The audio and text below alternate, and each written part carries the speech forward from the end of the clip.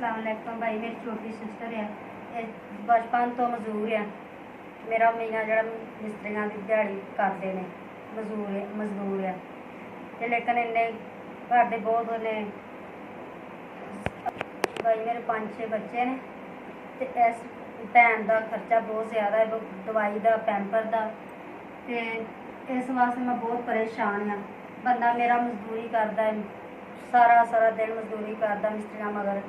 तो मेहरबानी होगी जो भी तुहाडे कोल ठीक है मेरी भैन वास्ते थोड़ा बहुता कर दो। ये बच्ची का खर्चा पैंपर का, दवाई का, ते घर के खर्चे बहुत ज़्यादा ने, ते इतना खर्चा फोल्ड नहीं कर सकते। गरीब घर है, किराए ते रहन डे हैं। अस्सलाम वालेकुम भाई। मेरी भैन जी 4000 रुपया मदद हुई है, जिधरों भी आए जितों भी आए ने। खुदा तुहाडा भला करे, रब तुहानू तंदुरुस्ती दे। रब दी मदद भेजी है, जिन्हें भी भेजी है खुदा उहदा भला करे, उहनू तंदुरुस्ती दे, बच्चों तंदुरुस्ती दे, माँ बाप भी तंदुरुस्ती देवे। मेरी तो यही दुआ मेरी भैन की मदद की है।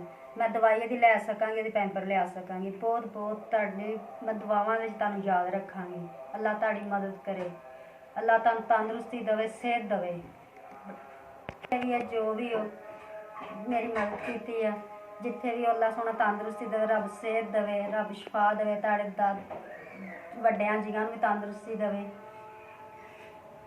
खैर होवे, तुहाडे बच्चों की खैर होवे।